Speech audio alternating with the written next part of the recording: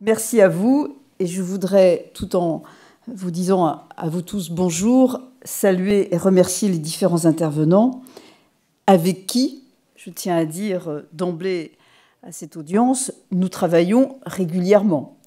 Et nous étions ensemble, plusieurs d'entre nous, il y a quelques jours, au MEDEF, dans le cadre de notre 6e forum éducation-entreprise.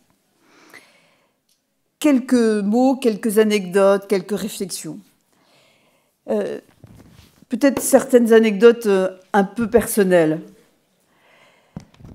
D'abord, j'ai eu la chance, il y a quelques années, d'avoir un entretien qui a duré 20 à 30 minutes, en tête-à-tête avec Bill Gates. C'est pas mal d'avoir un entretien avec Bill Gates.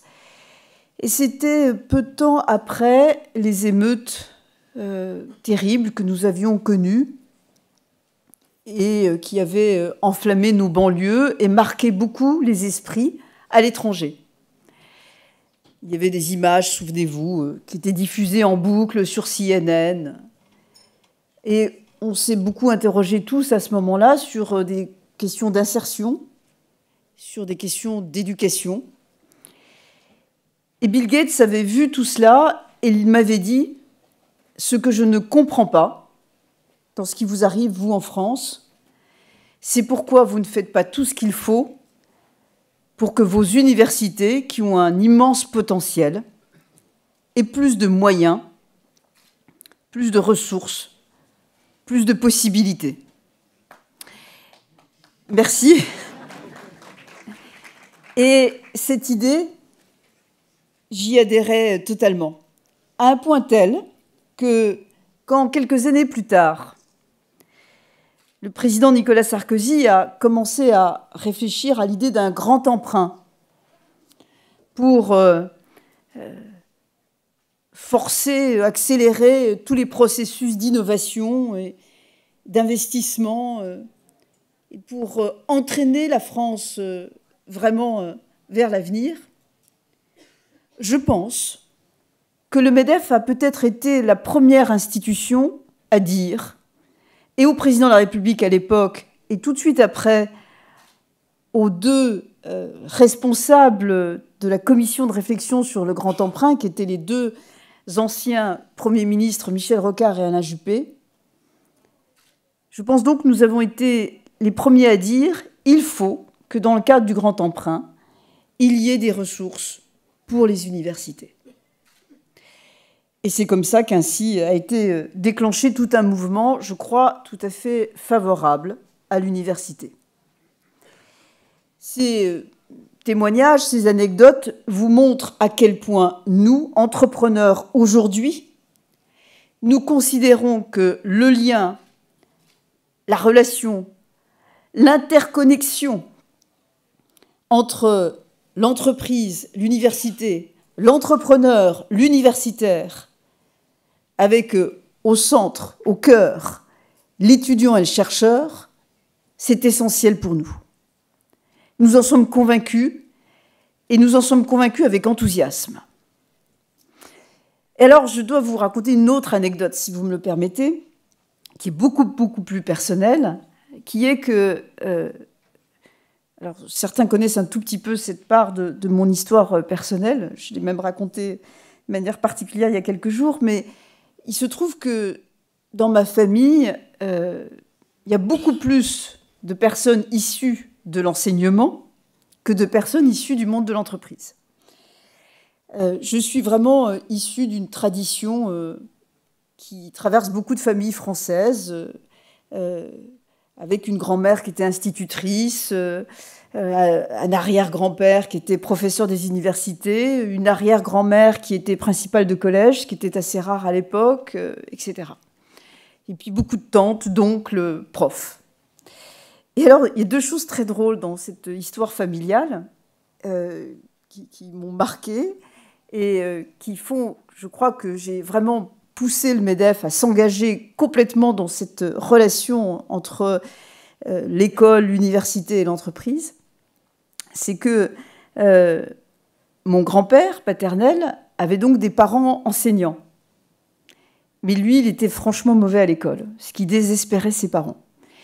Et lui, il n'y avait qu'une chose qui l'intéressait, c'était d'utiliser un rabot, un papier, un crayon, dessiner des meubles, etc. Il n'a jamais été capable de passer son baccalauréat. Désespoir de ses parents enseignants.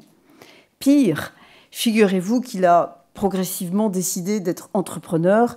Il a créé une entreprise. Incompréhension totale dans sa famille. Mais néanmoins, c'est sociologiquement tout à fait intéressant, il épouse, tout en créant une entreprise, il épouse quelqu'un qui reste dans le milieu d'éducation, une femme qui est institutrice. Ouf, il y avait quelque chose qui était quand même raisonnable. Mais cette femme qui était institutrice, en l'occurrence ma grand-mère, elle aussi, quelques années plus tard, 20, 30 années après, désespoir. Elle a 5 fils et tous décident d'être chefs d'entreprise. Et souvent, ma grand-mère me disait quand même qu'elle avait raté l'éducation de ses enfants parce qu'ils étaient devenus entrepreneurs. Vous comprenez que tout ceci a dû me troubler personnellement beaucoup. Et c'est pour ça que j'ai toujours cherché à essayer de recréer le lien. Mais si moi, j'ai des motivations qui sont peut-être très personnelles, ce que j'ai trouvé tout à fait extraordinaire ces dernières années, c'est que j'ai rencontré beaucoup de gens tant dans le milieu des chefs d'entreprise que dans le milieu de l'éducation, qui, d'une manière plus rationnelle que l'histoire que je viens de vous raconter, considèrent aussi que tout ceci est vraiment fondamental. Et vous voyez, Madame, Messieurs qui êtes sur scène, vous êtes des personnes clés dans cette relation.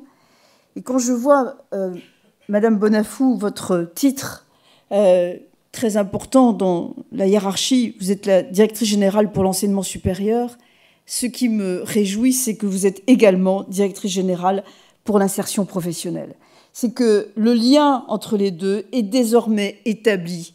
Il est évident, à tel point que vous-même, vous l'incarnez. En quelques mots, je ne vais pas rentrer dans ce que vous connaissez tous bien mieux que moi. Tous les parcours possibles, les passerelles nouvelles qui sont en train d'être créées entre les grandes écoles, l'université, entre les grandes écoles, l'entreprise, l'université, l'entreprise, entre les grandes écoles, l'université en France et des universités hors de France. Tout cela, c'est formidable parce qu'on est en train de multiplier les passerelles. Mais juste quand même quelques remarques. Pourquoi tout ceci est important ? Parce que la compétition est mondiale. Parce qu'aujourd'hui, les mutations sont pas simplement économiques, elles sont technologiques, elles sont aussi géopolitiques. Ne l'oubliez jamais, le centre de gravité est en train de se déplacer vers l'Est. Si nous, Européens, pas simplement Français, si nous, Européens, nous ne nous organisons pas, et essentiellement à partir de notre système éducatif, pour résister à cette tendance, et pourquoi pas la renverser, eh bien, je crains que les choses basculent pour de nombreuses décennies, si ce n'est pas quelques siècles. Et nous avons la possibilité, nous avons évidemment la culture, nous avons des richesses, pas simplement matérielles, mais intellectuelles, qui nous permettent d'avancer, à condition d'être lucide, de regarder ce défi, de comprendre ce challenge, à condition aussi que chacun comprenne que plus il mettra au cœur de son système éducatif, quel que soit son modèle, de la grande école à l'université et même dès le primaire, le secondaire, plus il mettra de l'esprit d'entreprise à tous les moments, dans tous les lieux, plus il permettra à tout le monde d'aller vers le haut. L'esprit d'entreprise, c'est pas simplement créer une entreprise, c'est se dépasser. C'est aller au-delà, c'est aller plus loin. C'est sortir des sentiers battus. C'est écarter la pensée unique, être créatif. Plus on mettra de l'entrepreneuriat, plus on donnera des espoirs, de belles carrières professionnelles à la plupart d'entre nous.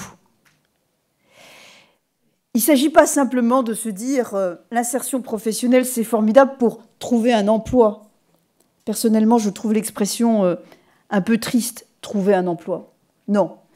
Il s'agit de faire en sorte qu'il y ait le maximum de découvertes possibles, qu'il y ait un champ le plus vaste de projets professionnels possibles. Et je terminerai en vous disant, là aussi, pardonnez-moi, je reviens à quelque chose d'assez personnel.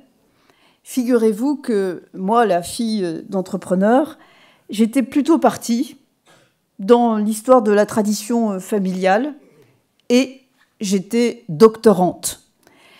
Je suis, je pense, quelque part encore inscrite au fichier des thèses de Nanterre.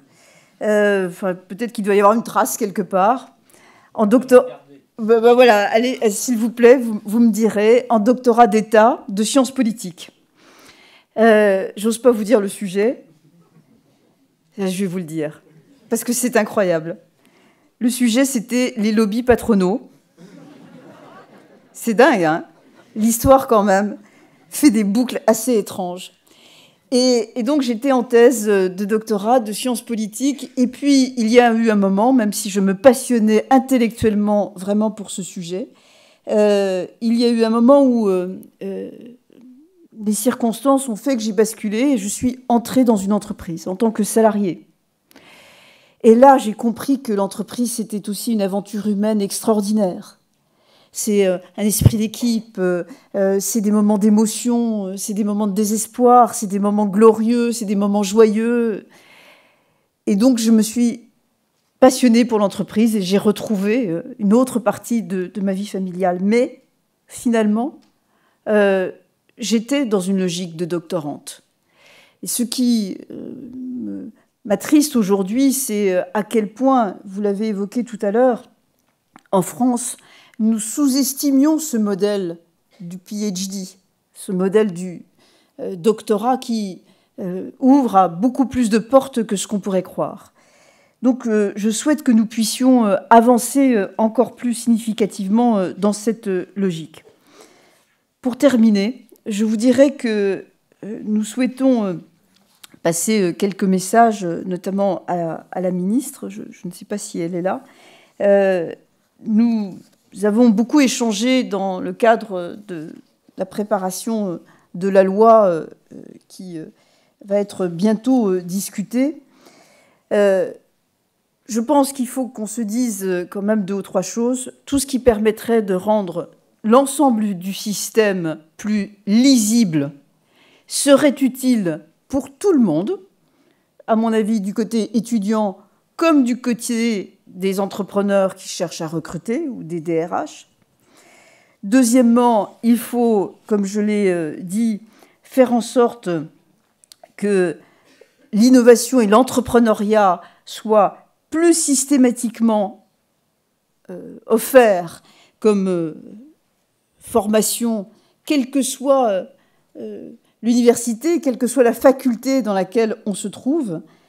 Mais pourquoi pas l'entrepreneuriat en fac de sociologie, pourquoi pas l'entrepreneuriat chez les littéraires ou les géographes. Et puis, pour terminer, je souhaiterais qu'on fasse attention à ne pas abîmer ce qui marche très bien. Ce qui marche très bien, parce qu'il y a quand même beaucoup de choses qui marchent très bien. En France, aujourd'hui, on a un peu tendance à regarder, quand on regarde le verre, la partie vide plutôt que la partie pleine. Mais une des choses qui marche très bien, c'est le fonctionnement de nos IUT ou de nos BTS. Et donc, toute remise en cause de ce qui est aujourd'hui incontesté pourrait être tout à fait dommageable. C'était un message, j'espère qu'il aura été entendu et qu'il sera bien transmis. Au-delà de ce message, ce qui est prioritaire pour nous, c'est l'esprit de collaboration qui nous anime, avec notamment tous ceux qui sont ici présents dans cette table ronde. Merci à vous tous. Merci.